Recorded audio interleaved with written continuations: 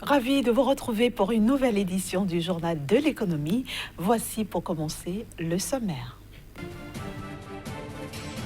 Les réformes économiques portent des fruits en Égypte. L'inflation a chuté à 9,4% dans le pays.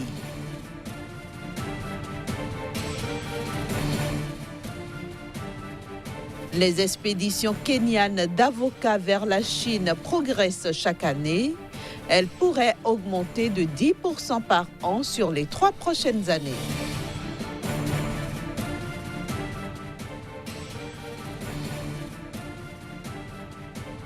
Enfin, la fortune globale des riches a reculé de 7% en Afrique en 2018. Après la période d'austérité qui a permis d'assainir l'économie sous la direction du Fonds monétaire international, l'Égypte retrouve de bonnes notes. Les indicateurs du pays sont au vert. Selon les chiffres de l'Agence nationale des statistiques, le taux d'inflation a fortement baissé au mois de juin 2019.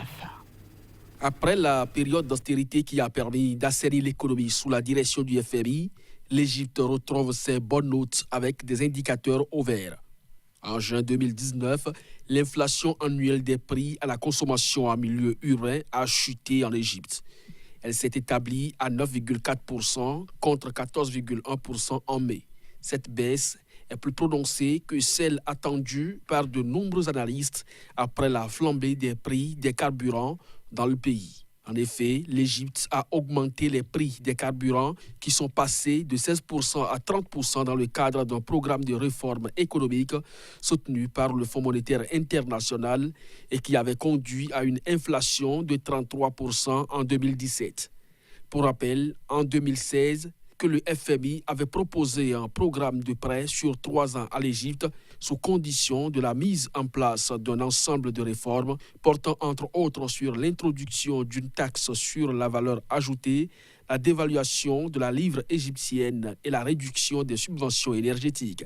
Le Caire avait alors approuvé un mécanisme permettant d'aligner les prix du carburant à la pompe à ceux pratiqués sur le marché international, en délaissant progressivement la plupart des subventions du secteur de l'énergie.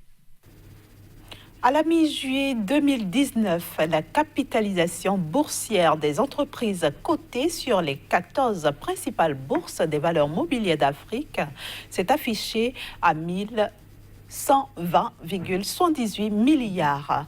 L'Afrique du Sud continue de dominer ce tableau avec une capitalisation boursière action de 899 milliards, ce qui représente 4 fois la capitalisation réunie de ses autres consoeurs.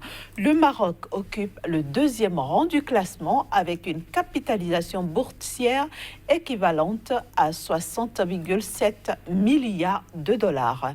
Il est suivi de l'Égypte, 44,6 milliards, et du Nigeria, 39,5 milliards.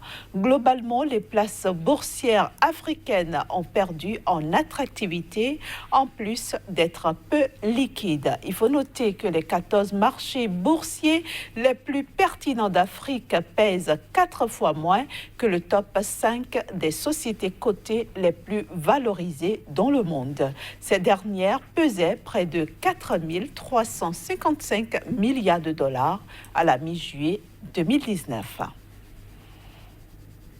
Sur les 3 prochaines années, les expéditions kenyanes d'avocats vers la Chine pourraient croître de 10% par an, ceci grâce à l'accord sur les normes sanitaires et phytosanitaires conclu entre les 2 pays. Cet accord, paraphé en avril dernier, devrait conduire la Chine à absorber 40% de la récolte kenyane d'avocats.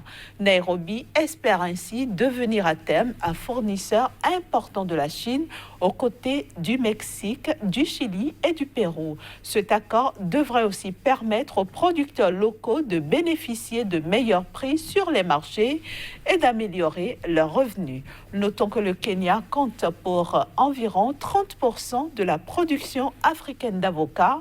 Les recettes d'exportation du fruit ont atteint en 2016 64 millions de dollars contre 8 millions de dollars en 2001.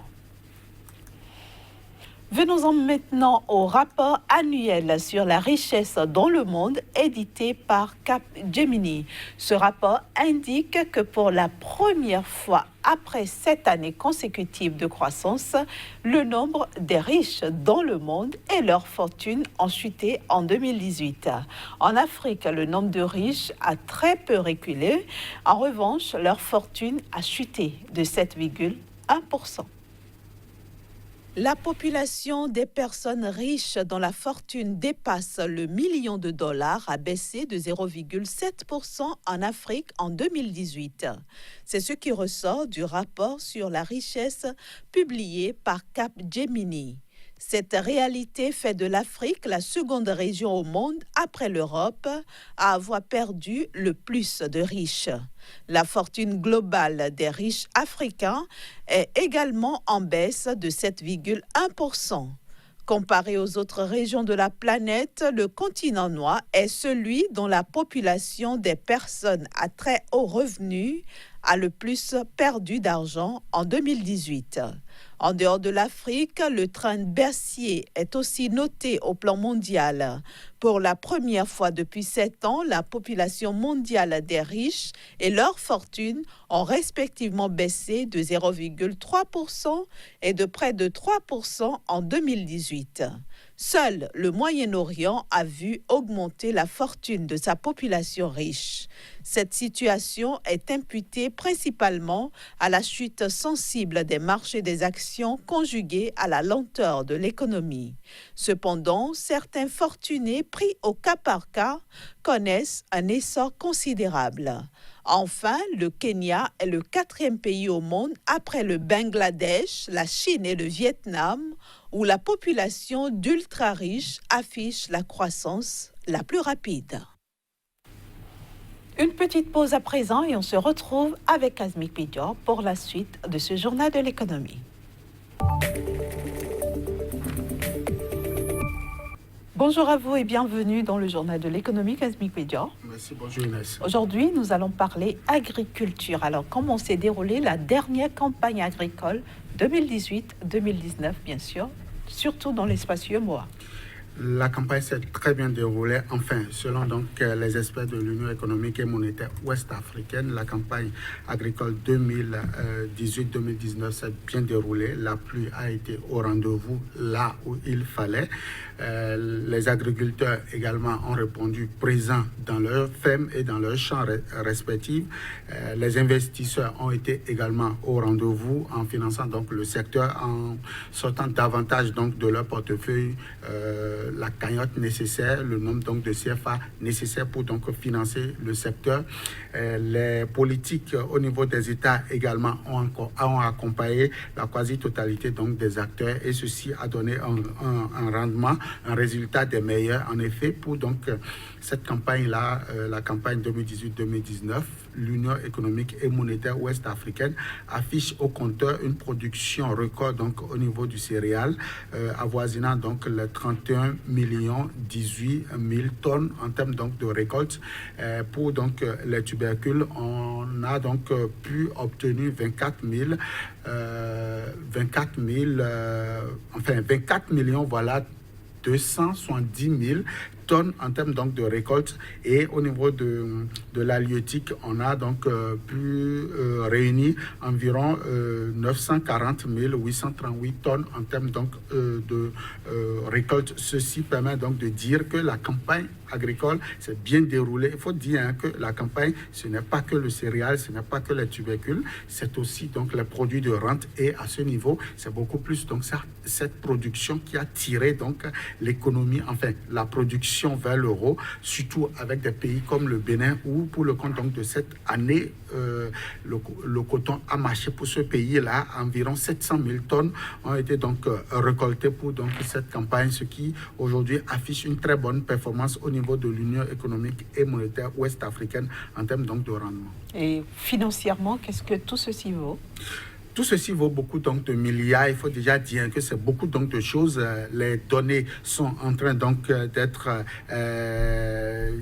traiter au niveau des statistiques pour véritablement sortir le coût, pour voir donc ce que ceci a pu donc permettre de moins aux 8 pays de l'UEMOA d'engranger en termes donc de devises. Mais pour l'heure, il faut déjà dire que ceci, au-delà donc des finances, c'est toute l'économie que cela tire et mieux. C'est aussi au niveau de la sécurité alimentaire qu'on note une bonne progression au niveau donc de l'Union. En effet, même s'il y a encore des foyers donc d'insécurité alimentaire au niveau de l'UEMOA, il faut dire que les pays aujourd'hui arrivent à subvenir à leurs besoins. Les 8 pays ont pu donc travailler pour véritablement nourrir leur population, affirment donc les experts de l'Union économique et monétaire ouest-africaine, même si, je le disais tantôt, le défi fin zéro au niveau de l'UEMOA n'est pas encore une réalité. L'UEMOA tend progressivement vers l'autosuffisance alimentaire et aussi nutritionnelle, car des pays comme le Niger, comme le Mali, comme le Sénégal et pourquoi pas le Burkina Faso sont de plus en plus à l'abri donc de l'insécurité alimentaire. Alors quand nous prenons les sous-branches pêche et élevage, par exemple, qu'est-ce qu'on peut retenir concrètement de cette dernière saison? En dehors donc de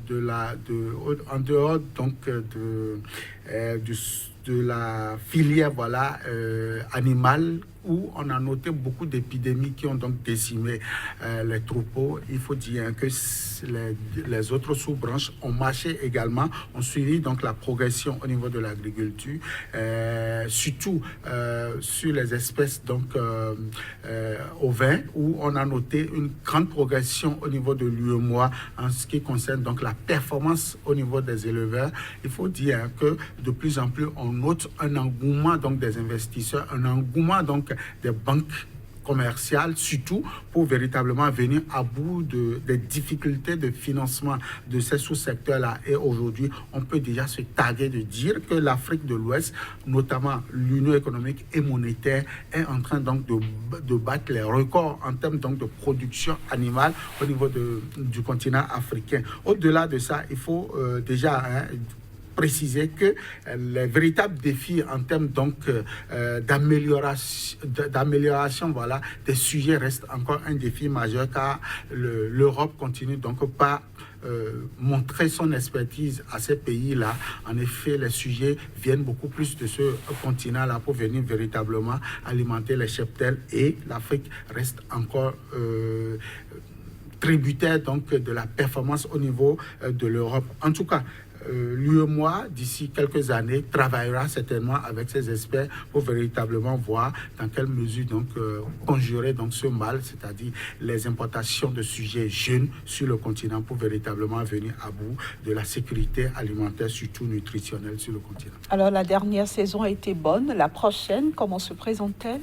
En tout cas, selon déjà les premières prévisions au niveau donc de l'achat des intrants, on annonce que le continent africain est en train de gagner donc le pari de cette saison, agricole, surtout avec des pays comme le Bénin, qui sont en train de plus en plus donc de manifester leur générosité sur donc le marché agricole, sur le marché des exportations en ce qui concerne donc le résultat agricole au niveau donc de l'UEMOA. En tout cas, le Burkina Faso met déjà les petits plats dans les grands.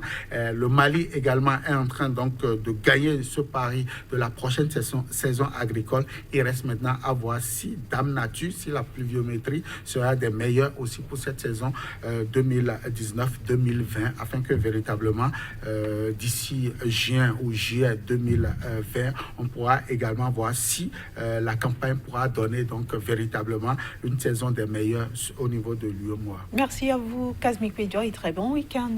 À vous demain. À vous aussi, chers amis téléspectateurs, je souhaite un excellent week-end et rendez-vous lundi dans un nouveau numéro du Journal de l'économie.